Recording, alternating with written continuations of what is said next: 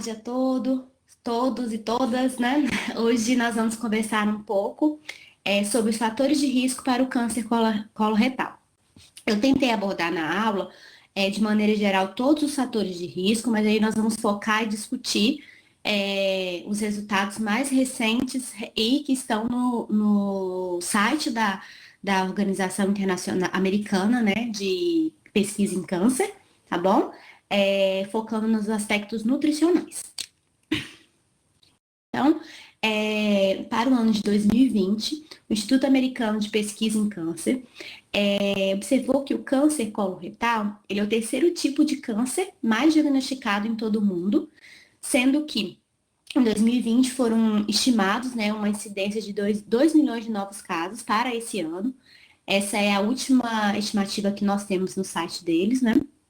Em mulheres, ele é o segundo mais incidente, atrás apenas do câncer de mama e do câncer de pele, que é o mais não melanoma, que é o mais incidente na população mundial.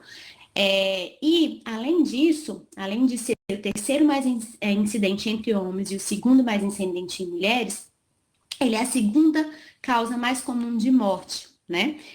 Aproximadamente 1 milhão de mortes por ano são decorrentes ou diretamente, né, do câncer de colo retal, ou do tratamento, ou das comorbidades que podem acontecer durante o tratamento e no decorrer da doença. Ele representa, né, quase 10% da incidência global anual de câncer, e ela vai ser um pouco diferente de acordo com quando nós avaliamos as regiões do país, ou do mundo, né? Sendo que os países de maior renda, eles têm uma maior prevalência, maior incidência, né? Maior número de casos na população.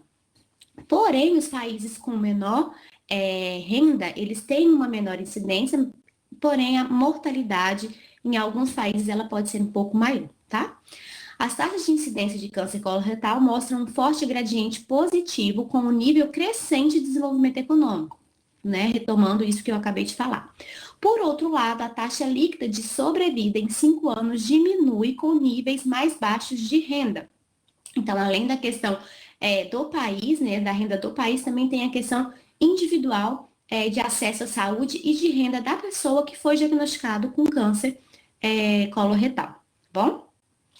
Em dados mensuráveis, as taxas de sobrevidas em 5 anos, ela é 60% em países de alta renda, apesar, né, de ter uma maior incidência, os países de alta renda, eles têm uma taxa de sobrevida, ou seja, aqueles pacientes que tiveram o diagnóstico do câncer coloretal, 60% deles vão conseguir sobreviver e ter uma sobrevida de 5 ou mais anos, tá?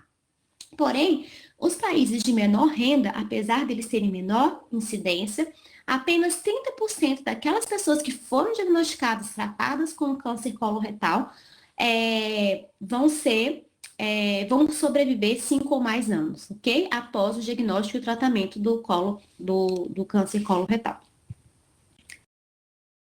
Então, essas aqui são as tabelas que nós podemos encontrar lá no site do IARC, né? E lá, esses dados, eles são de órgãos, todos os órgãos de estatísticas dos países, eles enviam, então são dados confiáveis, e o IARC, ele faz a compilação do dado e as estimativas brutas e agrupadas, ok? Então, a gente pode mostrar, pode ver aqui, que para 2020, né, ele foi o câncer maior, o país com maior incidência foi a Ásia, seguida pela Europa, Norte América e a nossa, né, a América Latina, e também o Caribe, África e Oceania. Mas, quando nós vamos para o número de mortes para o ano de 2020, o Brasil, né, a América Latina, pula de quinto para terceiro, mostrando essa questão mesmo do nível socioeconômico, da classe econômica e do índice de desenvolvimento de cada país, né? Tendo relevância aqui no sistema de saúde, no acesso, não só em relação ao acesso à saúde e o tratamento em si, mas também a condição daquela pessoa no seu próprio ambiente de se manter, de ter, em relação aos efeitos colaterais que o tratamento pode ter, ok? e as comorbidades.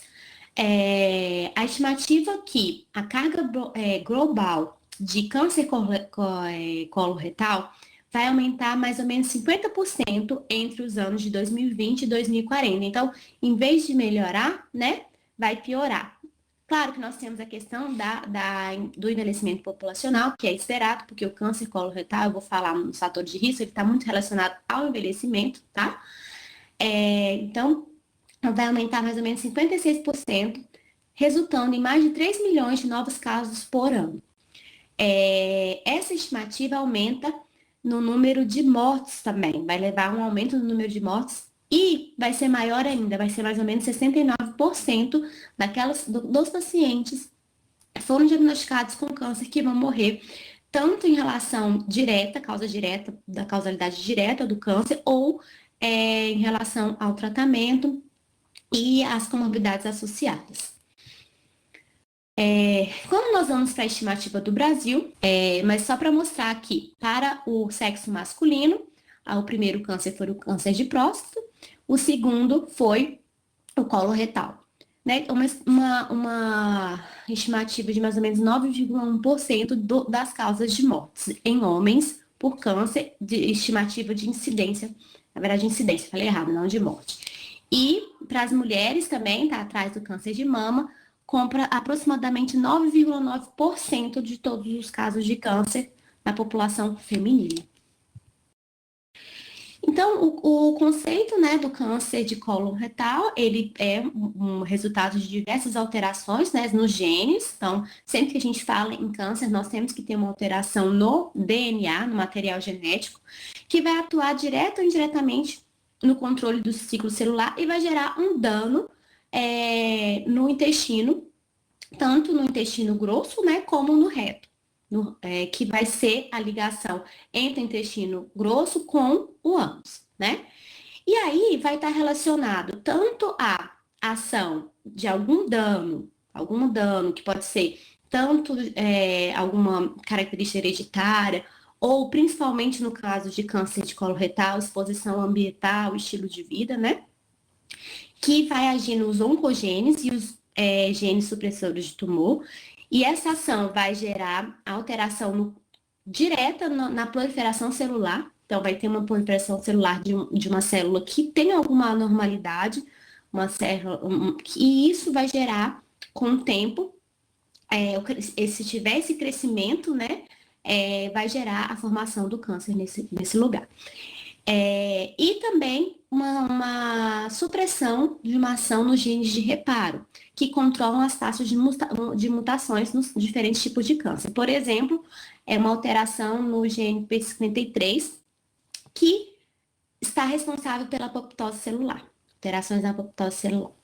Que a apoptose celular é a morte programada da célula. Então, quando acontece, muitas vezes nós temos alguma célula que ela vem com dano, e aí, esse gene ele vai ajudar na apoptose, na morte programada daquela célula. Acontece algum erro, que essa morte não acontece mais, e essa célula vai continuar ali, e ela vai ter a capacidade de se produzir e vai gerar um tumor, né?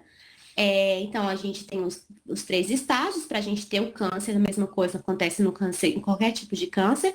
Estágio de iniciação, né? Os genes vão sofrer a ação dos agentes cancerígenos. Depois tem o estado de promoção, os agentes oncopromotores atuam na célula que já está alterada, gerando uma proliferação e não tem a apoptose.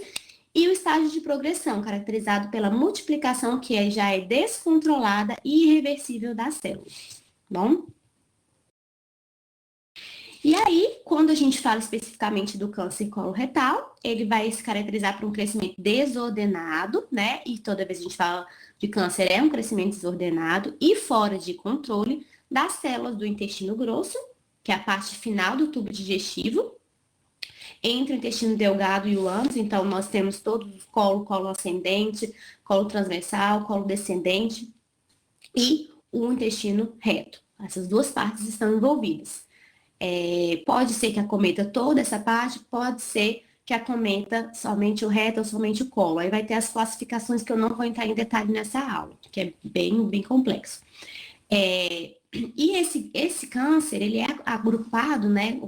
Cânceres que acometem o colo e o reto, eles são colocados conjuntamente por causa das semelhanças entre os dois órgãos e também como que esse câncer é tratado e essas próprias alterações que acontecem. Por isso que eles são agrupados conjuntamente. Então, eu vou falar bem rapidamente das principais características, né, do colo e funções. Então, o colo, intestino grosso, ele mede aproximadamente 6 centímetros de diâmetro e aproximadamente 1,5 metros de comprimento, então, bem extenso, né, dividido, né, nas suas subdivisões que eu mostrei na imagem anterior. Ele não apresenta velocidades e pregas intestinais, como o intestino delgado tem, tá? Sua principal função é extrair água, então ele vai retirar a água do bolo fecal que está sendo formado, né? Também íons e vitaminas dos alimentos que foram digeridos. E essa retirada da água vai fazer com que a gente consiga ter a formação da constituição das fezes, que elas vão se tornar mais pastosas, né? E aí, quando é muito comum, então, quando a gente vê as ostomias, dependendo de onde ela vai estar, a gente vai ter alteração na consistência, na formação das fezes, nas ostomias, ileostomias, jejunostomias e assim por diante, tá? Quando tem uma alteração, a gente tem alguns problemas, por quê? Em relação à absorção de algumas vitaminas, porque é uma função do intestino grosso, né? A absorção de vitaminas, principalmente vitamina K, tiamina, a B1, e a riboflavina, né? E também está muito relacionada à flora bacteriana. É uma parte que a gente fala assim, que tem diferentes colonizações bacterianas, que podem ser tanto benéficas como maléficas. O reto, ele vai ligar, então, o colo sigmoide, que é a porção distal do intestino grosso, ao canal anal. Histologicamente, ele é similar ao restante do intestino grosso, né? Ele tem a mucosa, a submucosa, a muscular e a serosa ou adventícia, né? Que são as camadas do intestino, do intestino grosso. Ele tem mais ou menos de 12 a 16 centímetros de extensão, na figura essa partezinha verde que tá aí. Ele é onde a gente fala que é o depósito temporário das fezes, é onde as fezes vão ficar armazenadas, né? Responsável também pela absorção de eletrólitos e água, decomposição de ingredientes alimentares não digeríveis por bactérias anaeróbicas, isso também acontece, aquela fermentação, né? E as suas paredes, elas vão se expandir, tem a capacidade de se expandir à medida que ele vai se enchendo com as fezes. Quando isso acontece, os nervos dessa região, simpáticos, parasimpáticos, vão estimular a vontade de defecar, que é o esvaziamento intestinal quando acontece. Então, essas são as principais funções, a principal função do reto. E aí, quando a gente fala no diagnóstico do câncer coloretal, geralmente os pacientes que têm o diagnóstico do câncer, eles têm pólipos. Geralmente são pólipos ou maior quantidade, maiores ou mais densos, né? E aí, os testes de rastreamento têm 2 tipos, principalmente, que são os testes baseados nas fezes. Esses testes, eles têm as indicações, geralmente pessoas que já têm a presença de pólipos, pessoas mais velhas, então ela tem essa orientação. Quando tem uma alteração nos testes baseados nas fezes, aí vai ter uma orientação de realização dos exames visuais, que seriam os exames estruturais, tá? Então, eles são menos invasivos, os testes baseados nas fezes, são mais baratos, mais práticos, mais acessíveis para a população fazer, né? E precisam ser feitos com mais frequência. Gente, desculpa que tem um monte de errinho de letras duplas que eu não tinha visto anteriormente, mas não vai atrapalhar em nada na aula. E eles vão buscar sinais de câncer ou pólipos nas fezes, que são principalmente a presença de sangue, tá? Tem outro teste mais específico que vai ver partículas, que podem ser vistas no teste de DNA, tá bom? Um exemplo é o FIT, que é o teste imunoquímico fecal, que vai avaliar sangue oculto nas fezes e a recomendação que é feita para o grupo de risco a cada 1 ano. O teste de sangue oculto nas fezes baseado em guaico, que é o G-FOBT, não sei como que se pronuncia muito bem, que é a mesma, vai ser feita a mesma avaliação, mas essa avaliação ela é feita por reação química, não é só pela coloração, enfim. O teste de DNA das fezes, que também pode ser realizado, vai avaliar secreções anormais de células de câncer ou pólipos e também a presença de sangue. Então, ela avalia não só a presença de sangue, mas também a presença de alterações, material genético, que podem ser compatíveis com células anormais de pólipos ou câncer, tá bom? Aí, a segunda fase são os exames visuais, que eles vão avaliar a estrutura do intestino em si. Esses testes, eles analisam a estrutura do colo e do reto em busca de áreas anormais. Os principais, colonoscopia, a sigmoidoscopia flexível, que vai avaliar 60, vai avaliar apenas o sigmoid, né, que é mais ou menos 60 centímetros de intestino, geralmente é mais orientado quando tem uma suspeita específica naquele local, né? E também tem a colonoscopia virtual, que é realizada também, que ela vai ser mais específica e vai mostrar as anormalidades e também o uso de raio-x. Existem diversos sinais e sintomas que, apesar de, às vezes, o diagnóstico ser mais tardio, existem alguns, além da gente ter que avaliar os fatores de risco também, né, a população de risco, tem alguns sinais e sintomas, apesar deles serem sinais e sintomas gerais, eles mostram um alerta, né?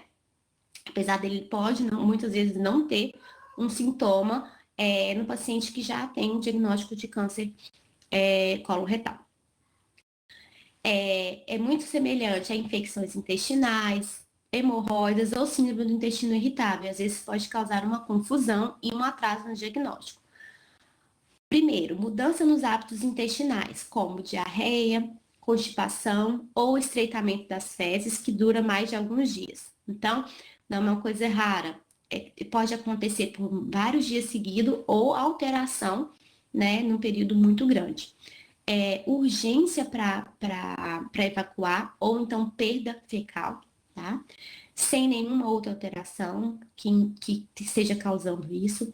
Sangramento retal com sangue vermelho vivo. Alteração nas cores das fezes, que podem estar muito escura, marrom escura ou pretas, que podem mostrar sangue nas fezes. Alteração cólicas ou dor abdominal. Fraqueza ou fadiga. Essa fraqueza ou fadiga está muito relacionada a uma perda oculta nas fezes, que não é percebida, né? E ela vai estar sendo frequente, pode estar gerando uma anemia, com baixa contagem de glóbulos vermelhos.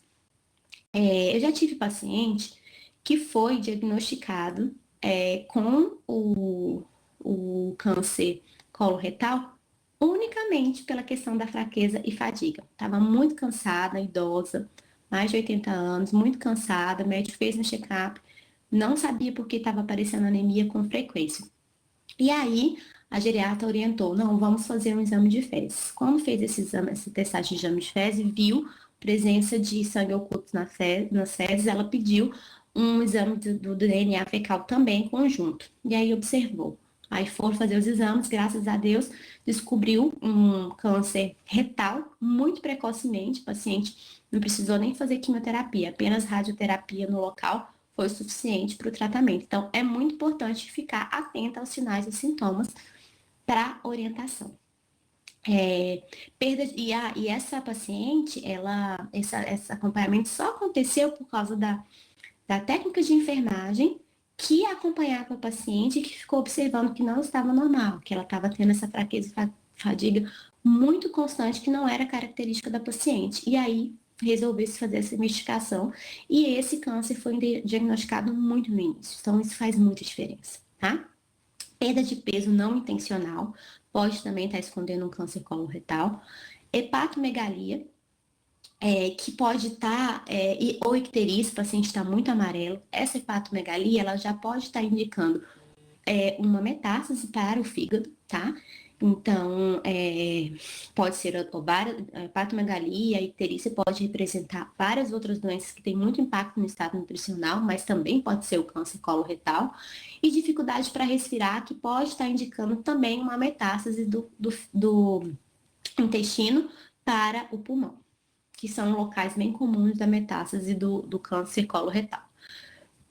Então, os fatores de riscos, eles vão estar muito relacionados às mutações genéticas hereditárias, apesar do câncer de colo retal ele não ser um câncer com grande hereditariedade, né? Nós não temos, ele tem muito mais, a gente observa muito mais diagnóstico com relação a envelhecimento e a alterações importantes do estilo de vida que estão relacionadas aos fatores de risco comportamentais, tá? Mas existe, e diz respeito às mutações que podem ser passadas nas gerações familiares, como todo câncer, isso pode acontecer. O que acontece? Alterações hereditárias no gene APC, que é um gene supressor de tumor, que funciona como freio no crescimento celular e é desativado, gerando formação de diversos pólipos no colo. Com o tempo, esses pólipos, quanto maiores em maior quantidade, ele pode se desenvolver em câncer, tá bom? Pode estar relacionado a isso, essa alteração genética que acontece. E também tem as mutações adquiridas, que são as mutações genéticas no material, no DNA, que são adquiridas ao longo da vida, durante toda a vida da pessoa e não são transmitidas aos filhos, que é o principal caso do câncer coloretal. Na maioria dos casos, o câncer coloretal que tem essa mutação no DNA pode levar ao câncer, é adquirido durante a vida da pessoa, né? Do que nos casos hereditários, foi o que eu acabei de falar. Certos fatores de risco provavelmente desempenham um papel na causalidade para acontecer essas mutações genéticas. But so far, não é conhecido. Existem diversos fatores, mas ainda não é conhecida a maioria deles. Por que que isso acontece? Então, parece que não tem só uma via genética no câncer coloretal. Então, existem diferentes alterações, diferentes vias, diferentes formas que o câncer pode acontecer. Em muitos casos, a primeira mutação ocorre no APC, que foi o gene que eu falei. Mas, quando acontece essa mutação do gene APC, que está aqui, que é o gene supressor de tumor, pode ser tanto hereditária, que é uma menor porcentagem, muito baixa porcentagem, ou essas diferentes exposições ao longo da vida que vão gerar essas mutações adquiridas. Mais da metade de todos os cânceres de colo retal estão relacionados a fatores de riscos que podem ser alterados, né? Eu vou falar a última coisa que eu vou falar é sobre cada um deles. Mas os principais sedentarismo, consumo elevado a moderado de bebida alcoólica, tabagismo, tanto a pessoa fumar como a exposição fumante passivo também pode ser considerado um fator de risco para o câncer coloretal. Obesidade, principalmente obesidades elevadas, obesidade mórbida, e está muito relacionada ao câncer de colo em homens. Estilo, consumo de uma alimentação altamente processada, principalmente em relação ao consumo de carnes, tá? E um baixo consumo de fibras, que está relacionado também a uma dieta com baixo consumo de frutas, legumes e verduras. Apesar de, na minha última busca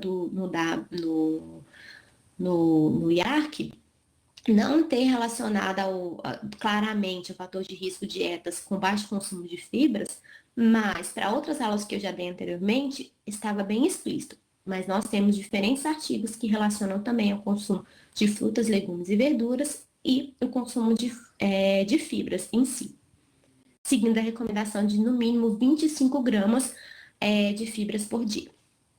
Então, nós vamos falar primeiro dos fatores de riscos que não podem ser modificados. Idade, então, maior risco para pessoas acima de 50 anos, Baixíssimo, é muito baixa a incidência abaixo de 50 anos, geralmente são os cânceres hereditários que acontecem em pessoas com menos de 50 anos, tá?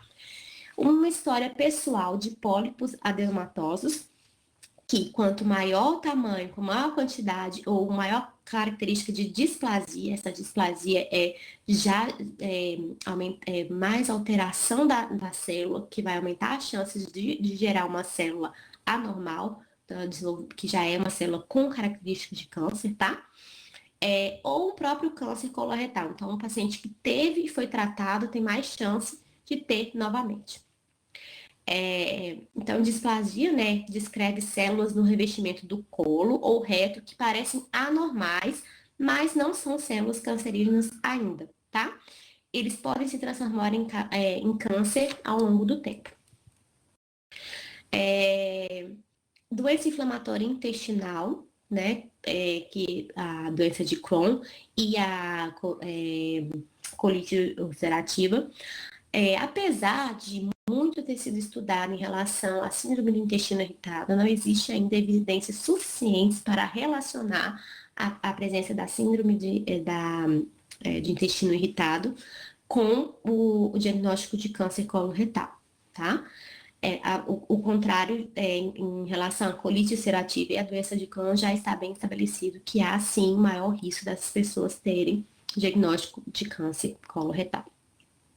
Um histórico familiar de câncer ou pólipos adenomatosos em parentes de primeiro grau, então levando essa questão da hereditariedade, então são cânceres, e geralmente quando o risco é maior, se o diagnóstico daquele parente aconteceu antes dos 50 anos, aumentando essa linha do câncer hereditário, né? Ou se tiver mais de um parente que foi afetado com câncer coloretal. E aí, alguns artigos, eles fazem a discussão que tem tanta questão dos genes serem herdados, né, principalmente de parentes de primeiro grau, né, e em casos de câncer antes dos 50 anos, mas também que as pessoas, quando a gente é uma família, a gente também compartilha o ambiente e o estilo de vida. E a combinação tanto da questão hereditária que já está lá nos genes, mas também a questão do estilo de vida também parece ser muito importante para aquela mesma família ter a repetição dos casos de câncer de colo retal. Síndrome de Lince, que é o câncer de colo hereditário sem polipose, ou que a pessoa não apresentou o pólipo, ele é muito raro, tá? É responsável mais ou menos por 2 a 4% de todos os cânceres coloretal. E quando acontece, esse diagnóstico ele é antes dos 50 anos, ele é precoce. A origem racial e étnica, então existem alguns estudos antigos, não achei nenhum tão recente, que falam que o câncer coloretal ele pode ser na população mais diagnosticada na população afro-americana, índios americanos também, principalmente pela questão, eu penso, da mudança de hábitos de vida, como os índios eles estão hoje inseridos em hábitos totalmente diferentes do que eles tinham antigamente, então gerando mais desbiose, mais alteração de desbiose, né, que é aquela alteração da flora intestinal nesses índios. Então, aumenta, essa mudança ela é mais abrupta para esse paciente, aumentando sim a chance de uma alteração no material genético. Nativos do Alasca também, judeus descendentes do leste europeu. São as populações que têm maior incidência. Também existem estudos que relacionam o maior diagnóstico em pacientes com diabetes tipo 2. Primeiro, pelo link entre os fatores de risco, né? E além disso, além dessa questão do link, tem a questão da resistência à insulina. A resistência à insulina aumenta também alguns fatores mais pró-inflamatórios que o paciente com diabetes tipo 2 pode ter, a questão da própria obesidade, resistência à insulina, obesidade abdominal, leptina, enfim, vários fatores hormonais que são alterados. E além disso, o paciente com diabetes ele tem o pior prognóstico após o diagnóstico do câncer coloretal. Tumores turnos de trabalho noturno. Então, os pacientes, ó, homens e mulheres São mais relatados trabalhos com homens, porque geralmente a população que trabalha mais à noite ainda está mudando muito esse perfil, mas é mais homens, né? E isso está muito relacionado a mudanças persistentes no nível de melatonina e também, eu acredito, alimentação. Não vi nenhum estudo que falasse muito sobre isso, mas tem uma alteração sim na alimentação. Alteração no estresse, nos níveis de cortisol, no meu ponto de vista, pode estar muito relacionado a esse aumento no risco para trabalhadores do turno noturno. Câncer testicular tratado com radioterapia. Não encontrei estudos recentes, mas é comum, antigamente, nos estudos antigos, tinha uma relação, tanto por causa da proximidade do reto com o testículo. Então, a radiação lá no local poderia levar à alteração das células intestinais. Mas hoje está tendo, cada vez a radioterapia está sendo mais precisa, então provavelmente por isso que não tem tantos estudos, então é necessário estudos mais atuais para fazer essa relação. E aí, nós vamos falar então, agora, estava preocupada com o tempo, mas acho que vai dar para a gente falar bem tranquilamente, dos fatores de risco que nós podemos mudar. Então, pensando sempre no estilo de vida, né? Então, a gente tem que pensar não só para nós, mas nas próximas gerações, para os nossos filhos, na questão comportamental, não só para a questão que está sendo muito divulgada na mídia, que é a questão da imagem, da satisfação da autoimagem, enfim, né? Mas pensando na saúde, que é o principal, né? Um dos principais motivos para o câncer de colo retal é a obesidade. E alguns estudos mostram que mesmo uma elevação do IMC não tão elevada, né? Alguns estudos mostram somente o sobrepeso já pode ser importante na etiologia de diferentes tipos de câncer, inclusive o câncer coloretal, mas pessoas obesas com IMC mais elevados, próximo à obesidade mórbida, elas vão ter comprovadamente 30% mais chances de serem diagnosticadas com câncer de colo. E dois aspectos importantes de colo retal. Elas têm menor sobrevida, são cânceres mais agressivos, mais dificuldades com o tratamento, tá? O que nós temos que ver, né, tem que ser avaliado. Muitas vezes o câncer ele é diagnosticado em estágio mais avançado também. E esse risco ele é ainda maior para o sexo masculino. Uma das poucas coisas que eu vi, que eu tenho estudado, que vejo que a obesidade impacta bastante no sexo masculino, porque a mulher ela sempre tem muita alteração hormonal quando tem a obesidade, principalmente quando a gente fala em relação à composição corporal, a quantidade de gordura que a mulher tem no corpo e principalmente a gordura na região visceral. Mas para o câncer de colo, ela é muito importante para o sexo masculino, tá? Tanto pensando em obesidade central como índice de massa corporal maiores. E os estudos, a maioria dos estudos, não falaram tanto da composição corporal, falaram mais da IMC. Então, eu acho que é importante aqui novos estudos avaliando a composição corporal relacionada ao câncer de colo retal. A maioria dos fatores de riscos relacionados ao estado nutricional e à dieta, eles têm mais ou menos a mesma linha, o mesmo link. E aí, em relação à obesidade, é isso também. Porque a obesidade, ela pode gerar uma inflamação crônica, uma resistência à insulina, que vai acontecer ao longo dos anos. Temos muita insulina, essa insulina não vai fazer a ação que ela tem, e essa insulina que está mais, ela vai ter um fator tanto pró-inflamatório, como liberação de interleucinas, que são importantes na questão, e a própria insulina mesmo pode ter um papel na carcinogênese, já tem vários estudos que comprovam isso.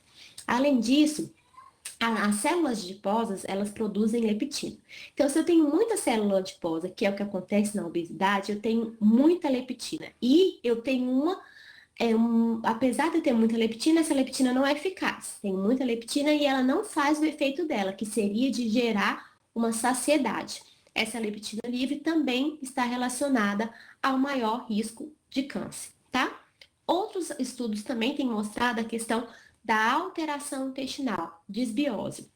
E aqui, um estudo muito importante que foi publicado recentemente na Lancet, na verdade, foi uma revisão que mostrou o quê? Que a gente tem que pensar muito na questão do uso do antibiótico na criança e no adolescente, que está sendo muito usado demasiadamente nos últimos anos, né? Porque essa questão da alteração da flora intestinal que acontece na criança e no adolescente, somada aos fatores dietéticos, somada à obesidade, pode aumentar bastante o risco de câncer coloretal.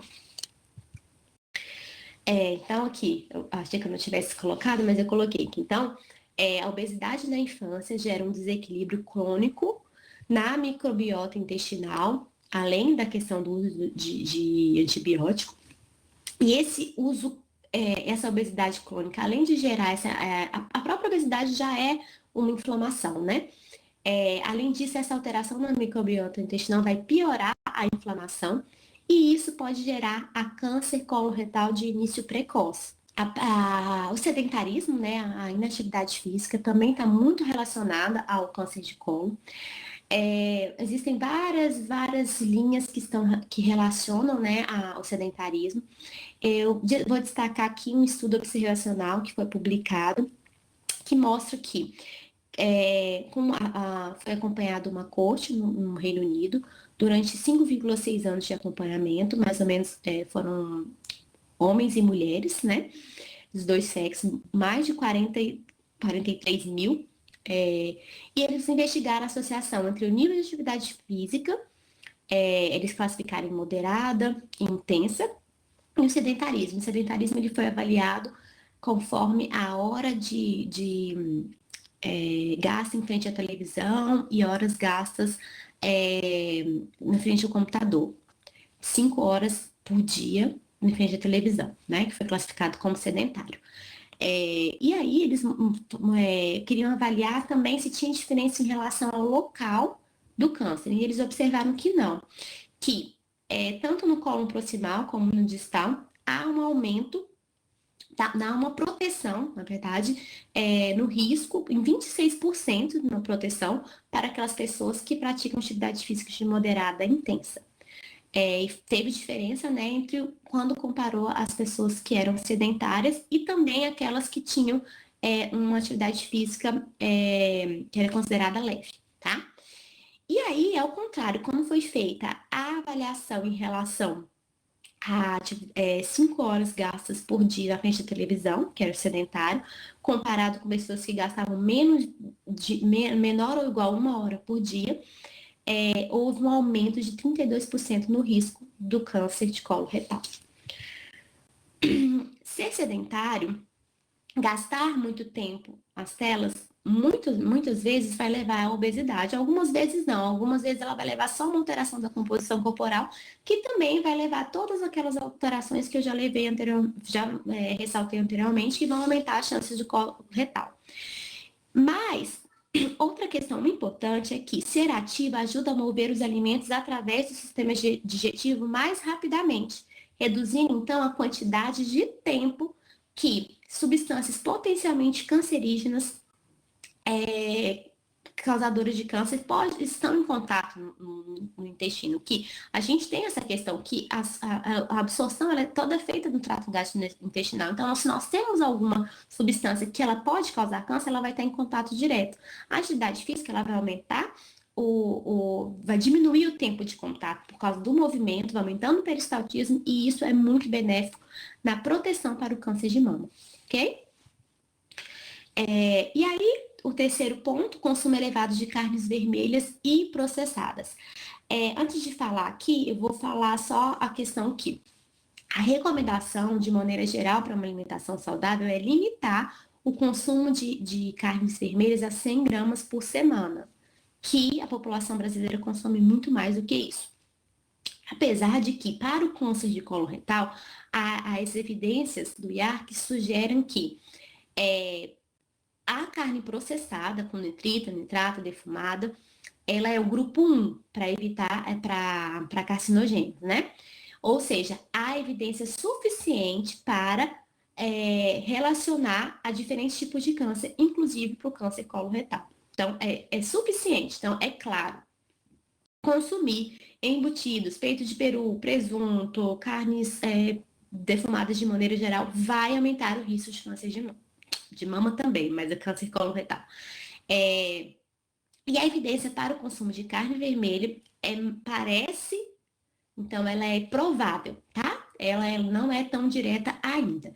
E está muito relacionado também ao tipo, à quantidade, à forma de consumo.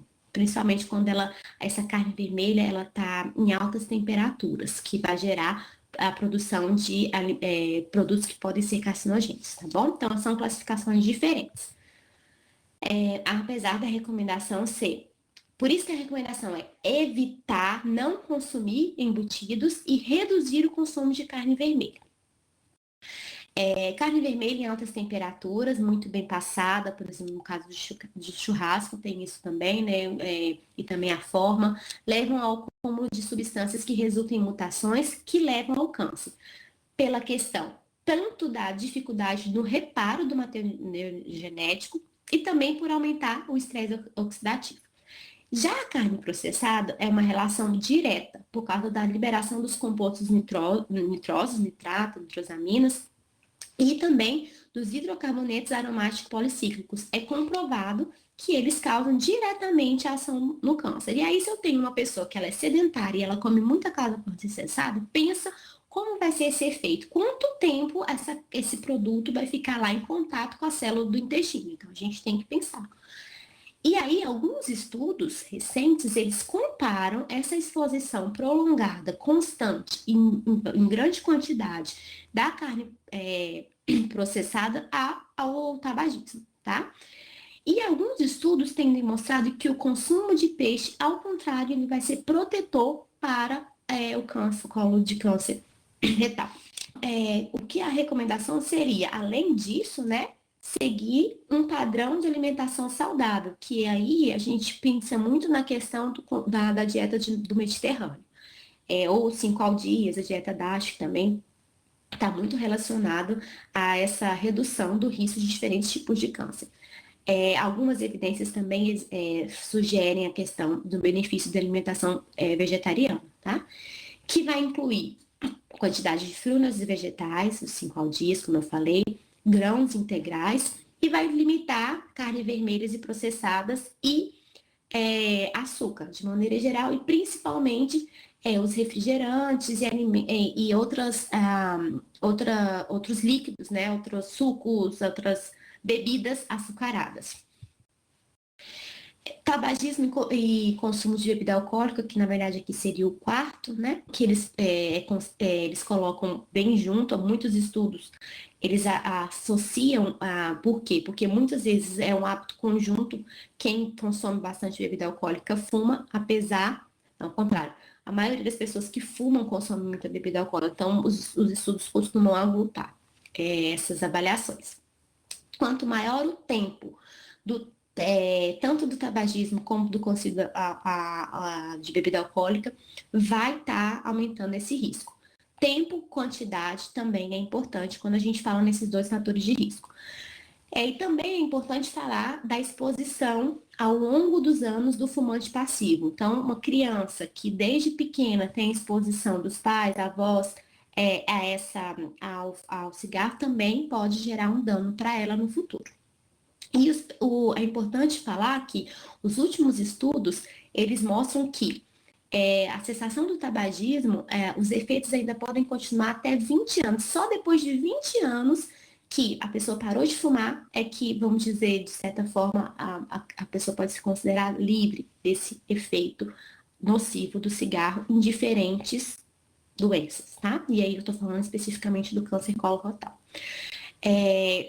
Tá muito relacionado a mutação no gene BRAF proto-oncogênio, que vai gerar uma alteração nas quinases e nas serinas trioninas, tá? Que é considerado um evento inicial na formação de adenomas dos pólipos serrilhados sésseis, seguido pela metilação dos principais genes supressores de ação do tumor. Ok? Então, é uma relação muito direta, muito clara em relação ao tabagismo, assim como das carnes processadas.